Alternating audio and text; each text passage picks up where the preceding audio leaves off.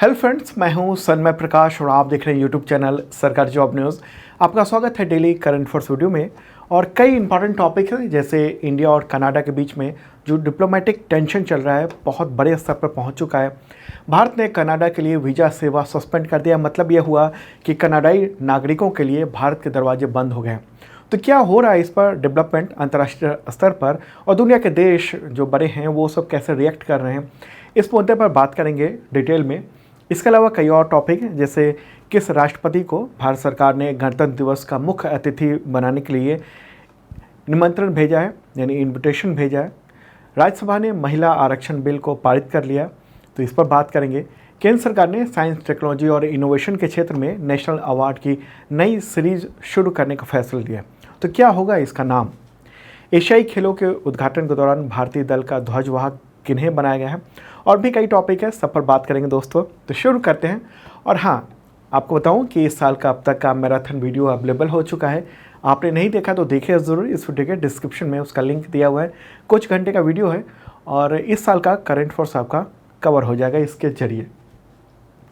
तो पहला क्वेश्चन आज का, भारत ने किस देश के राष्ट्रपति को गणतंत्र दिवस समारोह यानी रिपब्लिक डे इवेंट 2024 के लिए मुख्य अतिथि बनने के लिए निमंत्रित किया, आमंत्रण भेजा? आंसर होगा अमेरिका। अमेरिका के राष्ट्रपति हैं जो बाइडन। तो इसके बारे में अभी हाल ही में खुलासा हुआ है, न्यूज़ भी देख रहे हैं द हिंदू में। प्राइम मिनिस्टर नरेंद्र मोदी ने अगले साल यानी 26 जनवरी को जो गणतंत्र दिवस है उसके लिए उनको आमंत्रित किया है। और दिल्ली में जो G20 के जो समिट हुई ना, उसी के दौरान ये इनवाइट किया गया, उनको इनविटेशन दिया गया। और इसकी पुष्टि की है भारत में अमेरिका के जो राजदूत हैं एरिक गर्सोटी। ओके, तो उन्होंने 20 सितंबर को ये ऐलान किया है। ओके, अच्छा, इसी दौरान क्वाड शिखर सम्मेलन भी है। मतलब 2024 में भारत को मेजबानी मिली हुई है क्वाड शिखर सम्मेलन की। तो भारत की ये कोशिश है कि उसी के आसपास ये मीटिंग हो जाए। क्वाड में भारत, अमेरिका, जापान और ऑस्ट्रेलिया है। और चर्चा ये भी है मीडिया में कि भारत जो है गणतंत्र दिवस समारोह में शामिल होने के लिए मतलब क्वाड देशों के नेताओं को भी आमंत्रित करने पर विचार कर रहा है। तो फिलहाल जो है ना, वो अमेरिका के राष्ट्रपति को इनवाइट किया गया है इस रिपब्लिक डे इवेंट के लिए। और अगर गणतंत्र दिवस समारोह के पिछले कुछ सालों के मुख्य अतिथि यानी चीफ गेस्ट के बारे में देखेंगे तो एक नज़र देख लेते हैं कि पिछले कुछ सालों में गणतंत्र दिवस के मुख्य अतिथि कौन कौन थे। देखिए, 2023 में मिस्र के राष्ट्रपति अब्देल फतह अल सीसी। 2021 और 22 उस दौरान कोविड-19 की वजह से कोई चीफ गेस्ट नहीं बनाया गया था। 2020 में ब्राज़ील के तत्कालीन राष्ट्रपति जायर बोल्सोनारो थे। 2019 में दक्षिण अफ्रीका के राष्ट्रपति सिरिल रामफोसा थे। 2018 में 10 आसियान देशों के नेता थे। 2017 में अबू धाबी के क्राउन प्रिंस शेख मोहम्मद बिन जायद अल नहयान थे। और बाकी अलग अलग राष्ट्रपतियों को देख रहे हैं, राष्ट्राध्यक्ष को देख रहे हैं। ओके, चलिए अब आगे बढ़ते हैं और जो सबसे महत्वपूर्ण है, काफ़ी चर्चा है जिसकी, उस पर बात करते हैं। क्वेश्चन होगा, भारत ने किस देश के नागरिकों के लिए सितंबर 2023 में वीज़ा सर्विस सस्पेंड कर दिया, निलंबित कर दिया? पूरी तरह से बंद नहीं किया गया, यहाँ पर सस्पेंड का शब्द का इस्तेमाल किया गया। आंसर होगा कनाडा। ओके, जस्टिन ट्रूडो, उन्होंने एक बहुत बड़ा आरोप लगाया कि खालिस्तानी आतंकी हरदीप सिंह निज्जर, उसकी हत्या भारत ने करवाई है, ये उनका आरोप था। और जब से उन्होंने अपने संसद में, कनाडा की संसद में ये बातें कही, उसके बाद से तनाव जो है ना वो और रूप बड़ा करता जा रहा है। ठीक है, तो अब भारत ने कनाडा में मौजूद जो भारतीय वीज़ा एप्लीकेशन सेंटर है उसको फ़िलहाल वहाँ की सर्विसेज को सस्पेंड कर दिया है। 21 सितंबर से ये सस्पेंड हो गया है। और भारतीय विदेश मंत्रालय के प्रवक्ता अरिंदम बागची, उन्होंने इस मामले में प्रेस कॉन्फ्रेंस भी किया और कहा कि कनाडा में जो हमारे डिप्लोमेटिक यूनिट है, कनाडा एक बार मैप पे देख लेते हैं, यहाँ पर रहा ये कनाडा, उत्तरी अमेरिका में। ओके, उत्तरी अमेरिका महाद्वीप में है कनाडा। तो अरिंदम बागची जो कि विदेश मंत्रालय के प्रवक्ता हैं, उनका कहना है कि कनाडा में जो भारतीय डिप्लोमेटिक यूनिट है उसको लगातार धमकियां मिल रही है और वो अपना काम ठीक से नहीं कर पा रहे हैं, और इसी वजह से वीज़ा सर्विस को सस्पेंड कर दिया गया। और भारत सरकार ने कनाडा से उच्चायोग में कर्मचारियों की संख्या कम करने को भी कहा। मतलब भारत ने ये कहा है कनाडा से कुछ न्यूज़ दिखा दूँ मैं, मतलब बहुत भयानक टेंशन चल रही है। एक तो ये न्यूज़ देख रहे हैं इंडियन एक्सप्रेस का, इससे पहले द हिंदू का आपने देखा ही है कि सेफ हेवन हो गया है टेररिस्ट के लिए कनाडा। भारत ये आरोप लगा रहा है, भारत ये कह रहा है। इस तो जो निर्जर किलिंग हुई है उस मामले पर जो विवाद हुआ है उस पर भारत ने कहा है कि टेररिस्ट के लिए वहाँ एक सेंटर बन गया है कनाडा। दूसरी बात कि ट्रैवल इंक्वायरी के बाद इंडिया ने वीज़ा सर्विस को फिलहाल सस्पेंड कर दिया। भारत ये चाहता है कि कनाडा जो है ना वो अपने जो डिप्लोमेट्स हैं उसी संख्या को कम करें। मतलब कि भारत ने जितने डिप्लोमेट्स कनाडा में रखे हुए हैं उसी के अनुपात में भारत में भी कनाडा के जो उच्चायोग है वहाँ पर कर्मचारियों की संख्या होनी चाहिए। ठीक है, तो ये सब स्थिति है, बहुत ही ये टेंशन चल रहा है। तो इस मामले में क्या क्या विदेश मंत्रालय ने कहा है उसके बारे में भी एक बार मैं क्लियर कर दूँ। भारत ने ये कहा है, यानी विदेश मंत्रालय ने, कि कनाडा के आरोप जो हैं वो राजनीति से प्रेरित हैं और कनाडा ने अब तक इस मामले में कोई सबूत नहीं दिए हैं। जो वो आरोप लगा रहा है ना कि भारत ने मर्डर करवाया कनाडा में, उस मामले में, और हमने कनाडा से कहा है कि सबूत पेश करे जो आरोप लगा रहा है वो। भारत ने लगातार कनाडा को ये बताया है कि उसके देश में भारत विरोधी गतिविधियां चल रही हैं, हालांकि अभी तक कोई भी एक्शन कनाडा सरकार ने नहीं लिया है। हमने, यानी भारत ये कह रहा है कि हमने कनाडा से साफ कह दिया है कि डिप्लोमेट्स की संख्या दोनों देशों में बराबर होनी चाहिए और ये वीना कन्वेंशन के तहत ज़रूरी है। मतलब भारत में ज़्यादा डिप्लोमेट्स हैं कनाडा के तो कम करें। ये भी बहुत गंभीर भारत का एक कदम बताया जा रहा है।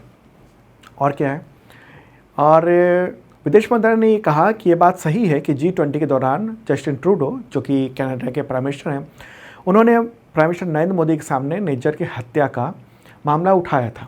तो हमारे प्राइम मिनिस्टर ने, यानी पीएम मोदी ने इसे सिरे से खारिज कर दिया था और हमने फ़िलहाल ई वीज़ा के प्रोसेस को भी पूरी तरह से बंद कर दिया है और वहाँ का जो वीज़ा सेंटर है उसको सस्पेंड ही कर दिया है, मतलब सर्विस को, काम को। और ये भी कहा है कि हमने कनाडा को ये बता दिया है कि भगोड़े अपराधियों को कानूनी प्रक्रिया के तहत भारत लाया जाए और इंटरनेशनल लॉ के तहत ये मैंडेटरी है। ऐसा नहीं हो सकता कि भारत के जो आतंकवादी हैं उसको आप शरण देकर रखे रहें। ओके, एक और बात कि कुछ लोग स्टूडेंट के वीज़ा और सुरक्षा को लेकर सवाल कर रहे थे, तो सरकार ने ये कहा है कि मैं साफ कर देना चाहता हूँ कि जो हमारे नागरिक हैं उनकी सुरक्षा की जिम्मेदारी कनाडा की है, कनाडा में जो भारतीय नागरिक हैं उनको। ठीक है, ओके। और जो आतंकियों के बारे में बात है तो ऐसे 20 आतंकियों के बारे में कनाडा को सबूत दिया गया है और कहा गया है कि वो सौंप दें और ये संख्या 25 भी हो सकती है। तो ये पूरा मुद्दा जो है ना वो अंतर्राष्ट्रीय स्तर पर ये काफ़ी तेज़ी से बढ़ रहा है। ठीक है, यूनाइटेड नेशंस में जब पहुँचे कनाडा के प्राइम मिनिस्टर जस्टिन ट्रूडो, तो उस दौरान पत्रकारों ने उससे पूछा कि आपके पास सबूत क्या है कि भारत ने ये मर्डर करवाए हैं। इस पूरे मुद्दे पर वो बचते रहे कि सबूत के मामले पर, लेकिन कहा कि हमारे पास इंफॉर्मेशन है। एक और बात सामने आ रही है, इंडियन एक्सप्रेस ने CBC न्यूज़ रिपोर्ट, जो एक अंतर्राष्ट्रीय न्यूज़ एजेंसी संगठन है, तो CBC न्यूज़ के हवाले से ये कहा है इंडियन एक्सप्रेस ने कि खालिस्तानी आतंकी हरदीप सिंह निज्जर की जो हत्या है ना, उससे संबंधित जो खुफिया जानकारी है वो सिर्फ कनाडा से नहीं है बल्कि फाइव आइज़ से भी आई है। अब फाइव आइज़ क्या है? फाइव आइज़ जो है ना वो खुफिया साझाकरण गठबंधन है।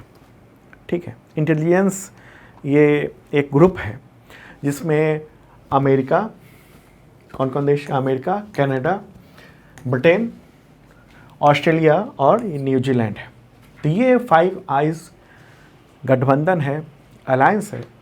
और ये क्या करता है ना, फाइव आइज़ की आपस में इंटेलिजेंस इनपुट या जो खुफिया जानकारी है उन सबको एक दूसरे के बीच में साझा करता है। तो ये मीडिया रिपोर्ट में कहा जा रहा है कि ये जो बात आई है निज्जर की हत्या के मामले में, वो इस पूरे ग्रुप से भी निकल कर आई है। हालांकि इसके बारे में बहुत ज़्यादा इन्फॉर्मेशन नहीं दिया गया है कि कम्युनिकेशन में क्या क्या बातें शामिल थी, उसको कैसे इन्फॉर्मेशन प्राप्त किया गया, जो हत्या का मामला है वो, और ये भी कंफर्म नहीं हो रहा है कि बाकी जो फाइव आइज कंट्री हैं कनाडा के अलावा, उन सब ने भी क्या ये अपनी जो खुफिया रिपोर्ट है उसमें ये कहा था कि उसके मर्डर में इंडिया का हाथ है। तो अभी तक कुछ भी अंतर्राष्ट्रीय स्तर पर कुछ साफ नहीं है। कनाडा जो है वो इस पूरे मामले में देख रहा है कि भारत ने बहुत तेज़ी से प्रतिक्रिया की है और कनाडा के लिए ये झटका जैसा ही देखने को मिल रहा है। ठीक है, तो एक मुद्दा फाइव आइज़ के बारे में भी आपके इस एग्जामिनेशन में पूछा जा सकता है प्रश्न, फाइव आइज़ में कौन कौन से देश हैं, तो ये आप ध्यान रखिएगा। कनाडा, अमेरिका, ब्रिटेन यानी यूनाइटेड किंगडम, ऑस्ट्रेलिया और यहाँ पर ये न्यूजीलैंड, तो ये सब फाइव आइज़ कंट्रीज़ हैं।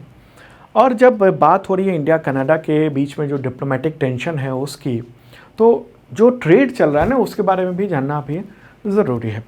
तो देखिए, पिछले फाइनेंशियल ईयर में यानी 2022-23 में कनाडा के साथ भारत का जो टोटल ट्रेड था वो $8 बिलियन का था। और जो दुनिया के साथ भारत का जो टोटल ट्रेड होता है ना उसका 0.7% है, मतलब हिस्सेदारी बहुत ही कम है। और ये पिछले 5 वर्षों से ऐसे ही बना हुआ है। और आयात और निर्यात जो है ना वो लगभग बराबर के आसपास ही चल रहा है। ओके, लगभग 4 बिलियन का हम आयात करते हैं और लगभग 4 बिलियन का ही हम निर्यात भी करते हैं उसके साथ। तो ये जो टेंशन है वो लगातार अभी चलेगा, क्योंकि जो कनाडा है ना उसके जो प्राइम मिनिस्टर हैं उनके सामने संकट वहाँ पर अपनी सरकार को बचाए रखने का भी है। ठीक है, तो यहाँ इस वजह से ये पूरा मामला पचड़ा जो है ना वो फंसा हुआ है। चलिए दोस्तों आगे बढ़ते हैं, अगला क्वेश्चन लेते हैं, महत्वपूर्ण है ये भी। उससे पहले बताऊं कि जो भी मैंने बोला ना वो सब PDF अवेलेबल है हिंदी और इंग्लिश दोनों लैंग्वेज में। इस वीडियो के डिस्क्रिप्शन में आप चेक कर लेना। और अगर आप एग्जामिनेशन की तैयारी करते हैं तो करंट अफेयर्स आपका यहाँ पर पूरा हो जाएगा कवर। एक मेंबरशिप प्लान है, बहुत मामूली सी रकम है और इसके ज़रिए 365 दिनों तक अगले आपको करंट अफेयर्स का PDF मिलता है। इस मेंबरशिप के ज़रिए क्या क्या मिलता है, 1 लाइनर, MCQ नोट्स, वीडियो के लिंक भी होते हैं और वो सब weekly, monthly, quarterly, yearly, okay. और पिछले साल के भी आपको PDF मिल जाएंगे इसी मेंबरशिप के ज़रिए। डेली का PDF फ्री होता है, बाकी जो है मेंबरशिप के ज़रिए मिलता है। और इसी मेंबरशिप के ज़रिए इतने तरह के एग्जामिनेशन के टेस्ट सीरीज, मॉक टेस्ट, ये सब कुछ अवेलेबल है। देखिएगा ज़रूर इस वीडियो के डिस्क्रिप्शन में, ओके। और एक हेल्पलाइन चैट नंबर भी है, व्हाट्सएप चैट कर सकते हैं, इसके ज़रिए आप बातें कर सकते हैं और जो आपके मन में सवाल हो, क्वेरी हो, वो भी आपको जवाब यहाँ पर मिलेगा इस नंबर के ज़रिए। कॉल नहीं करना है, व्हाट्सएप चैट करना है सुबह 10 से शाम को 6-7 बजे तक। तो आगे बढ़ते हैं और अगला क्वेश्चन लेते हैं। राज्यसभा ने महिला आरक्षण विधेयक को पारित कर दिया, तो इसके विरोध में कितने वोट पड़े थे? आंसर है 0 वोट पड़े विपक्ष में। मतलब ये हुआ कि निर्विरोध रूप से ये विधेयक पास हो गया, ओके, राज्यसभा से। इस विधेयक का नाम क्या है? संविधान 128वां संशोधन विधेयक 2023, ओके। और इसको हम नारी शक्ति वंदन विधेयक भी कह सकते हैं, महिला आरक्षण बिल या महिला आरक्षण विधेयक भी कह सकते हैं। ठीक है, तो राज्यसभा में जो मौजूद थे 214 सांसद, उन सब ने इसका समर्थन कर दिया।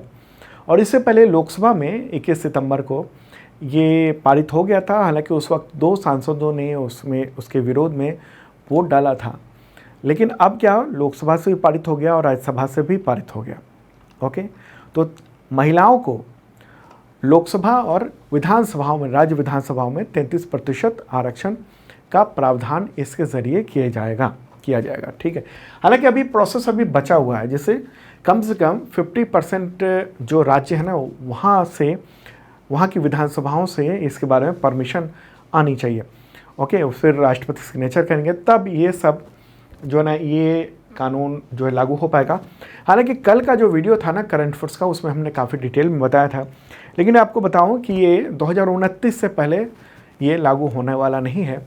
हाँ, उसके बाद भी हो सकता है 5-10 साल और लग जाए, क्योंकि जो अगली जो जनगणना होगी उसके बाद फिर डिलिमिटेशन यानी परिसीमन आयोग बनेगा और वो पूरी लंबी चौड़ी प्रक्रिया होती है। पिछला जो परिसीमन आयोग था वो करीब 5 साल तक उसने काम किया था। फिर उसकी रिपोर्ट आएगी और फिर जो तमाम लोकसभा क्षेत्र है उन सब का उसकी संख्या भी आगे हो सकती है बढ़े, तो उन सबको होते होते 2029 या उसके बाद का जो लोकसभा चुनाव होगा उसमें ये लागू हो सकेगा। ठीक है, चले दोस्तों अब आगे बढ़ते हैं। अगला क्वेश्चन लेते हैं। विश्व अल्जाइमर दिवस कब मनाया जाता है? आंसर होगा 21 सितंबर को। और इस बार की थीम क्या है? न कभी बहुत जल्दी, न कभी बहुत देर, never too early, never too late. ठीक है, ये है थीम। तो अल्जाइमर्स रोग जो है ना उसके बारे में जागरूकता बढ़ाने के लिए ये एक वैश्विक प्रयास है, ये दिवस है। और तो ये 21 सितंबर को मनाया जाता है और 1994 से ये अल्जाइमर रोग इंटरनेशनल और WHO के संयुक्त रूप से उसके द्वारा ये मनाया जाता है। ये अल्जाइमर जो है ना वो एक ब्रेन डिसऑर्डर है जो कि याददाश्त, सोच और बिहेवियर को प्रभावित करता है। और दुनिया भर में 55 मिलियन यानी 5.5 करोड़ से अधिक लोग इससे पीड़ित हैं। ज़्यादातर की जो उम्र होती है वो 65 से ज़्यादा होती है अल्जाइमर के दौरान। तो इसको न्यूरोलॉजिकल डिसऑर्डर कह सकते हैं। मस्तिष्क की जो कोशिकाएं होती हैं उसको नुकसान पहुंचता है और इससे मरीज के निर्णय की क्षमता घटने लगती है, याददाश्त कम होने लगती है। जैसे जैसे उम्र बढ़ती है वैसे वैसे रोज़मर्रा के काम में भी दिक्कत होने लगती है। तो उम्र के साथ बढ़ने वाला ये रोग भी माना जाता है। हालांकि सबको नहीं होता है, लेकिन उम्र के साथ ये बहुत सारे लोगों को होता है। अभी दुनिया में 5.5 करोड़ इसके मरीज हैं, जैसा कि WHO का कहना है। और इसका अभी तक कोई सटीक इलाज नहीं है। लक्षणों के आधार पर इसका पता लगाया जाता है। ओके, तो अब सवाल ये भी हो सकता है कि अल्जाइमर्स नाम कैसे पड़ा इस बीमारी का। तो देखिए, एक जर्मन मनोरोग विशेषज्ञ थे और डॉक्टर अलोइस अल्जाइमर्स, तो उन्होंने ही इस बीमारी के बारे में दुनिया को बताया था कि ये खास तरह की बीमारी है और उन्होंने इसके जागरूकता के लिए ये प्रयास किए थे। तो इसी वजह से इसका नाम अल्जाइमर्स डे पड़ गया था। अगला क्वेश्चन, और हाँ, अल्जाइमर बीमारी भी उन्हीं के नाम पर है। ठीक है, क्या नाम था डॉक्टर का? Doctor alloys Alzheimer. चलिए अब आगे बढ़ते हैं, अगला क्वेश्चन लेते हैं। केंद्र सरकार ने साइंस, टेक्नोलॉजी और इनोवेशन में नेशनल अवार्ड यानी राष्ट्रीय पुरस्कार की एक नई सीरीज शुरू करने का फैसला किया है। तो इसका नाम क्या है? आंसर होगा राष्ट्रीय विज्ञान पुरस्कार। ये ध्यान में रखने की बात है। क्या है? राष्ट्रीय विज्ञान पुरस्कार। तो केंद्र सरकार ने ये तय कर लिया है कि जो तमाम बहुत तरह के जो साइंस के अवार्ड हैं उन सबको हटाकर और एक पद्म पुरस्कार की तरह का एक साइंस के क्षेत्र में अवार्ड जो है ना वो तय किया जाए। ठीक है, तो इसके बारे में पूरी डिटेल 21 सितंबर को गवर्नमेंट की ओर से बताया गया। और इसमें क्या है, कितने तरह के अवार्ड मिलेंगे। विदेश में रहने वाले भारतीय मूल के लोग भी इस अवार्ड के लिए पात्र होंगे।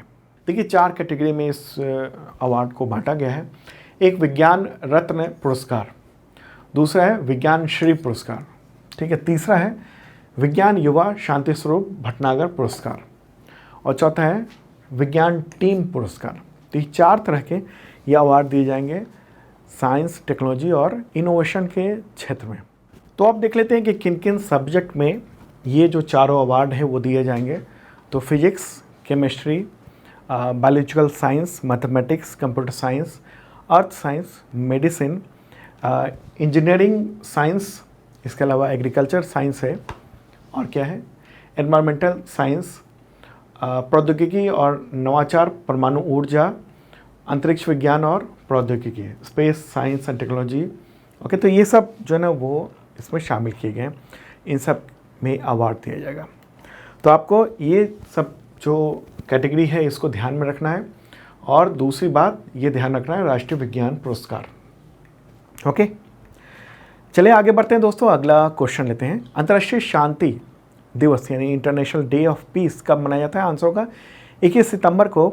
और इस बार की थीम क्या है? Action for peace, ambition for the global goals. शांति के लिए कार्रवाई, ग्लोबल गोल्स के लिए हमारी महत्वाकांक्षा। ये दिवस संयुक्त राष्ट्र ने 1981 में घोषित किया था, अंतर्राष्ट्रीय तौर पर शांति हो सके इसके लिए। अगला क्वेश्चन महत्वपूर्ण है। 19वें एशियाई खेलों के उद्घाटन समारोह के दौरान भारतीय दल का ध्वजवाहक किन्हें बनाया गया? कौन है दोनों? आंसर का हरमनप्रीत सिंह और लवलीना बोरगोहेन। तो भारतीय ओलंपिक संघ उसने एशियाई गेम्स में उद्घाटन के लिए भारतीय दल का नेतृत्व करने के लिए 2 ध्वजवाहक बनाए हैं। ओके, तो ये तय कर दिया गया है। और जो ये कहाँ पर आयोजन होना है, तो चीन के होंगझोउ शहर में ये आयोजन होना है। और उसी के लिए हरमनप्रीत सिंह और लवलीना बोरगोहेन उनको लीडर की भूमिका निभाने के लिए, यानी ध्वजवाहक की भूमिका निभाने का काम दिया गया है। हरमनप्रीत सिंह जो हैं वो भारतीय हॉकी के कप्तान हैं, भारतीय हॉकी टीम के, और लवलीना बोरगोहेन वो ओलंपिक पदक विजेता मुक्केबाज हैं। तो भारतीय दल में इस बार 655 एथलीट शामिल हो रहे हैं। हालांकि इस बीच में एक विवाद भी हुआ है अरुणाचल प्रदेश को लेकर, तो उसके बारे में जो भी अपडेट है वो कल के करंट अफेयर्स में आपको बताऊंगा।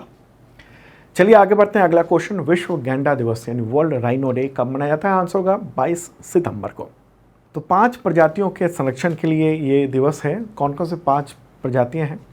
तो अफ्रीकी गैंडे के 2 प्रजाति, एक काला और सफ़ेद गैंडा, और एशियाई गैंडे के 3 प्रजाति, ग्रेट वन हॉर्न, सुमात्रन और जावन गैंडे। अगला क्वेश्चन, वर्ष 2023 में बधिर लोगों का अंतर्राष्ट्रीय सप्ताह यानी international week of the deaf कब मनाया गया? आंसर होगा 18 सितंबर से 24 सितंबर तक। तो ये आयोजित किया जा रहा है और हर साल सितंबर के आखिरी जो रविवार वाला जो पूरा सप्ताह होता है ना, उसमें ये उस दौरान ये दिवस मनाया जाता है। ठीक है, तो आखिरी जो पूरा सप्ताह है रविवार वाला, तो यही है। तो 18 से 24 सितंबर, 24 सितंबर को संडे, ओके, तो उससे पहले वाला टोटल। आगे बढ़ते हैं, अगला क्वेश्चन लेते हैं। क्वेश्चन हुआ अगला, वर्ष 2023 में अंतर्राष्ट्रीय सांकेतिक भाषा दिवस कब मनाया गया, यानी international sign language day? Answer का 23 सितंबर। ठीक है, ये 23 सितंबर को आयोजित किया गया। और इस बार की अगर थीम कहेंगे तो world where deaf people everywhere can sign anywhere, यह है थीम। ठीक है, आगे बढ़ते हैं। अगला क्वेश्चन, अंतर्राष्ट्रीय बेटी दिवस कब मनाया जाता है? International daughters day. आंसर का सितंबर के आखिरी रविवार को, और 2023 में इस बार मनाया गया है 24 सितंबर को। ओके, तो संयुक्त राष्ट्र ने ये दिवस घोषित किया था, 2012 में पहली बार ये मनाया गया था। अगला क्वेश्चन लेते हैं, भारत और किस देश की नौसेनाओं के बीच में सिम्बैक्स 23 द्विपक्षीय युद्धाभ्यास हुआ 2023 का? आंसर का सिंगापुर। भारत और सिंगापुर के बीच में ये सिम्बैक्स एक्सरसाइज होता है और नौसैनिक ये अभ्यास है, और इस बार 21 से 24 सितंबर तक ये आयोजित हो रहा है। और इस बार इसमें अगर युद्धपोत और जहाज़ के बारे में बात करेंगे तो INS Ranvijay, INS Kavaratti, INS Sindhukesari, ये सब ने पार्टिसिपेट किया। और समुद्री गश्ती विमान P-8I उसने भी पार्टिसिपेट किया है। ठीक है, ये जो सिम्बैक्स एक्सरसाइज है ना, ये 1994 में इंडिया और सिंगापुर के बीच में शुरू हुआ था। तो द्विपक्षीय यानी 2 देश हैं, बायलैटरल ये युद्धाभ्यास है। ठीक है, तो दोस्तों ये था इम्पॉर्टेंट करंट अफेयर्स। कल फिर मिलेंगे ताज़ा तरीन जो करंट अफेयर्स है उसके साथ। बाय।